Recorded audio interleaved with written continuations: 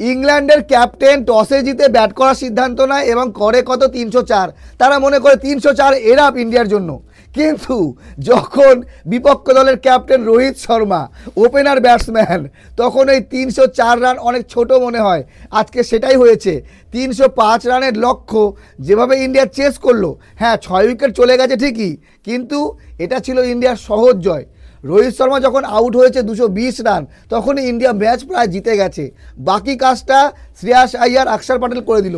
বন্ধুগণ, England cricket team মনে হচ্ছে তারা জিম্বাবুয়ে হয়ে গেছে। ভাই, ইন্ডিয়ার কাছে এত খারাপ খেলছে, তাদের ক্রিকেটের লেভেল কোথায় নেমে গেছে। ইন্ডিয়া তো হেসে খেলে রীতিমতো ছেলে খেলা করে হারাচ্ছে।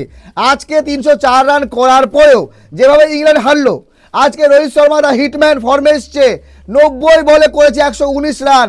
ইংল্যান্ড 2-0 সিরিজ হেরে গেল। এখনও একটা ম্যাচ বাকি, 12 তারিখ। সেদিন ইংল্যান্ডকে হারিয়ে ইন্ডিয়া হোয়াইট ওয়াশ করবে, তাই না? বিষয় হচ্ছে টি-20 ক্রিকেটে ইংল্যান্ডকে 4-1 হারানোর পর এবার ওয়ানডে ক্রিকেটে টানা 2টি ম্যাচ ইন্ডিয়া জিতে গেল এবং 2টি জিতলো 4 উইকেটে। বিষয় হলো যে ইংল্যান্ড প্রথমে ব্যাট করে রান করে 304 রান, অল আউট হয়ে যায় 49.5 বলে, মানে 1 বল থাকতে। তো ইংল্যান্ড খারাপ ব্যাট করেনি, ইংল্যান্ড ভালো ব্যাটিং করেছে ভাই। 300+ রান মুখের কথা না, চেস করা অত সহজ না, কারণ 50-50 চান্স থাকে জেতার। তো বিষয় হলো এই ম্যাচটাকে একতরফা করে দিয়েছে আমাদের রোহিত শর্মা এবং শুভমন গিল। শুভমন গিল একটা দুর্দান্ত বলে আউট হলেও রান করেছে 52 বলে, কিন্তু রোহিত শর্মা অনেক দিন পর ফর্মে ফিরেছে এবং করে দিয়েছে 119 রান মাত্র 90 বলে।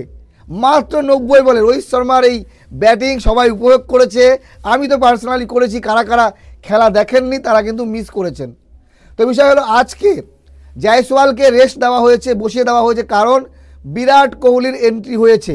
আমরা হয়তো মনে করেছিলাম যে কে রাহুলকে বসিয়ে দেওয়া হতে পারে, কারণ শ্রেয়াস আইয়ারকে বসাবে এইরকম কোনো কল্পনাই নেই। গত ম্যাচে যেভাবে শ্রেয়াস খেলেছে, আজকেও ভালো খেলেছে, 44 run. Bad luck, run out হয়ে গেল।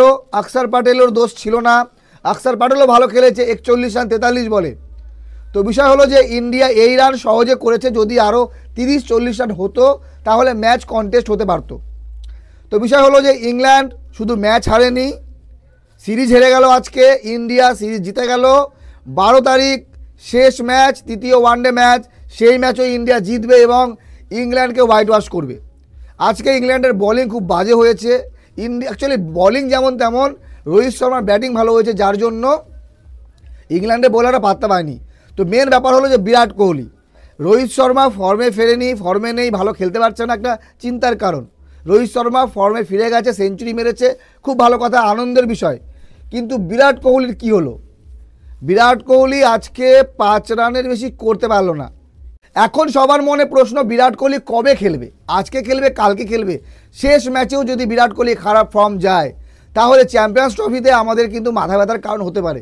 চ্যাম্পিয়ন্স ট্রফিতে সুযোগ নেই, গ্রুপ পর্বে একটা ম্যাচ হারারও সুযোগ নেই, কারণ একটা ম্যাচ হারলেই চাপে পড়বে। আর চ্যাম্পিয়ন্স ট্রফিতে প্রত্যেকটা দলই শক্তিশালী। গ্রুপ পর্বে একটা ম্যাচ হারা মানেই পয়েন্ট টেবিলে তখন ওই নেট রান রেটে গল্প চলে আসবে। তো ইন্ডিয়া চাইবে টানা 3 ম্যাচ জিততে, তার জন্য অবশ্যই ভালো খেলতে হবে। বিরাট কোহলির ফর্মে ফেরা খুব জরুরি। জানি না কি হয়েছে, বিরাট কোহলি কবে ফর্মে ফিরবে, সময়ের অপেক্ষা। আপনাদের মতামত জানাবেন। 305 রানের বড় একটা লক্ষ্য দিয়েছিল ইন্ডিয়াকে, ইন্ডিয়া সহজে চেস করে দিল রোহিত শর্মা এবং শুভমন গিলের জন্য। ভালো থাকবেন সবাই, ধন্যবাদ।